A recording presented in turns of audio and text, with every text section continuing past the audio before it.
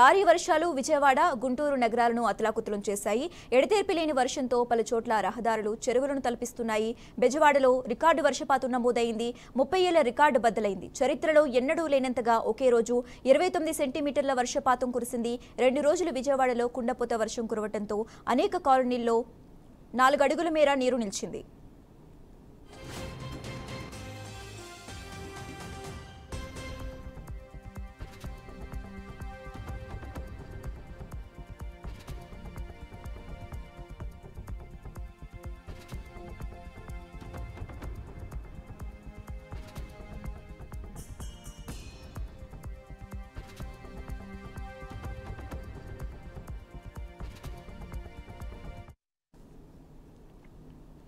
కనివిని ఎరగని రీతిలో కురిసిన వర్షానికి నగర జీవనం అస్తవ్యస్తమైంది.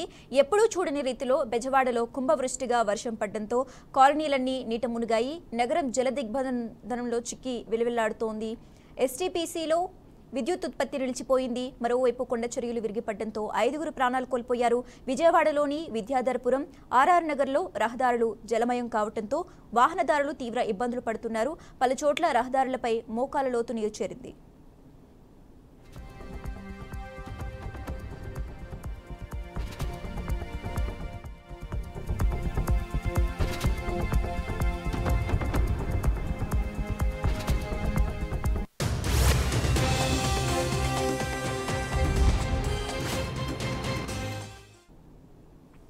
భారీ వర్షాలకు మొగల్రాజపురం, సున్నపుబట్టి వద్ద కొండ చర్యలు విరిగిపడ్డాయి. ఈ ఘటనలో 5గురు మృతి చెందారు. పలువురు తీవ్రంగా గాయపడ్డారు. సహాయక చర్యలకు వర్షం పలుమార్లు ఆటంకం కలిగించింది. విజయవాడ బస్టాండ్ పరిసర ప్రాంతాలు నీట మునిగాయి. రామవరపాడు రింగ్ రోడ్డు వద్ద భారీగా ట్రాఫిక్ నిలిచిపోయింది. బెంజ్ సర్కిల్ ఫ్లైఓవర్ కింద భారీగా వర్షపు నీరు చేరింది. దీంతో జాతీయ రహదారిపై వాహన రాకపోకలకు ఇబ్బంది తలెత్తింది.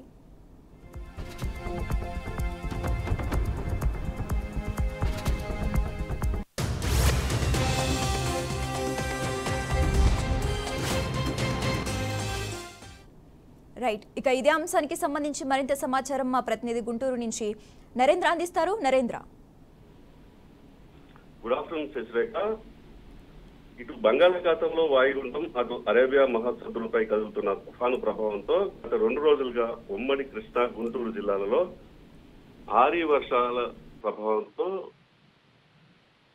పూర్తిగా జల దిగ్బంధంలోకి మునిగిపోయాయనే చెప్పాలి. ఉరుములు మెరుపులతో మెరిసిన అత్యంత భారీ వర్షాలు ఇప్పుడు ప్రజలను ఎటు కదలలేని పరిస్థితి చేశాయనే చెప్పాలి. ఎందుకంటే గత 2 రోజులుగా మనం ఈ వర్షాలు కానీ చూస్తున్నట్లయితే గంటకి దాదాపుగా 6 సెంటీమీటర్ల పై వర్ష ప్రభావం ఉంది అని అంటే ఇక ఏమాత్రం ఇక్కడ ఆ వర్ష ప్రభావం జల దిగ్బంధంలో ఈ ప్రజలంతా ఎలా ఉన్నారనేది మనం ఊహించలేదు. ఎందుకంటే గత 2 రోజులుగా సీఎం శనివారం నుంచి ఈ అధికారులతో సమీక్ష నిర్వహిస్తున్నారు. డీజీపీ, సిఎస్ తో కూడా ప్రతి రాత్రి అర్ధరాత్రి వరకు సమీక్షలు నిర్వహించారు.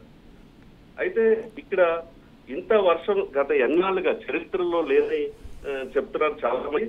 అయితే ఇప్పటి వరకు ఈ వర్షాలు కూడా చూడలేదు. ఇంత ప్రాణ నష్టం కానీ ఆస్తి నష్టం కానీ జరిగిందనేటటువంటిది ఎక్కడా కూడా మనకి ఇప్పటి వరకు అంటే గత 20 ఏళ్లుగా చూసినా ఇట్లాంటి వర్షాలు అనేటటువంటిది ఎక్కడ కూడా కురవలేదనేది చెప్పాలి.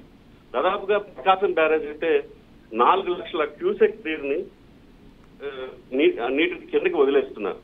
అది దాని నీటి సామర్థ్యత 4 లక్షల క్యూసెక్లు ఉంటే ఆ 4 లక్షల క్యూసెక్ల నీరుని పూర్తిగా వదిలేయడం జరుగుతుంది. అయితే ఇప్పుడిప్పుడే అంటే ఈ కృష్ణా, గుంటూరు గారిని చూసినట్లయితే ఇప్పుడే వర్ష ప్రభావం అనేటటువంటిది తగ్గుముఖం పట్టింది. కానీ 2-3 రోజులు వర్షాలు ఖచ్చితంగా ఉంటాయి అనేటటువంటిది వాతావరణ శాఖ ఖచ్చితంగా చెప్తా ఉంది.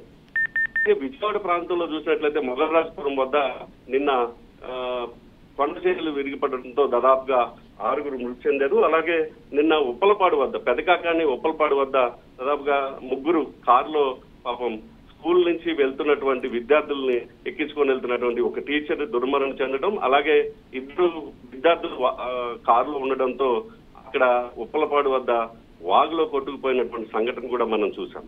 అయితే ఇప్పుడే ప్రభావం తగ్గడంతో అధికారులు కూడా పనులు చకచకా కొనసాగిస్తున్నారు.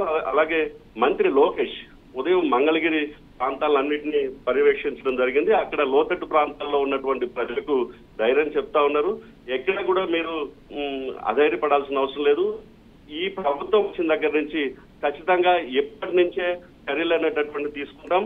ఎందుకనంటే డ్రైనేజ్ వ్యవస్థ పూర్తిగా నిర్వీర్యం అయిపోయింది. అలాగే సరైనటువంటి ప్లాన్ అనేటటువంటిది లేకపోవడంతో ఈ పరిస్థితి సిటీ అంతా మునిగిపోవడంతో పాటు అలాగే అక్కడ ఉన్నటువంటి చిన్న చిన్న వార్డులు కూడా వార్డుల్లో నీరు రావటం అనేటటువంటి కేవలం డ్రైనేజ్ ప్రాబ్లమే దీనికి కారణంగా గుర్తిస్తూ ఉన్నారు అధికారులంతా. అయితే రాత్రి నుంచి ఎవరైతే ముంపుకి గురైనటువంటి ప్రాంతాలు ఏవైతే ఉన్నాయో వాళ్ళంతా అధికారులంతా వాళ్ళ కోసం చాలా చోట్ల షెల్టర్లు ఏర్పాటు చేయడం జరిగింది. అలాగే భోజన సదుపాయాలు కూడా ఏర్పాటు చేయడం జరిగింది. Srirekha. Okay, right. Thanks for updates Narendra.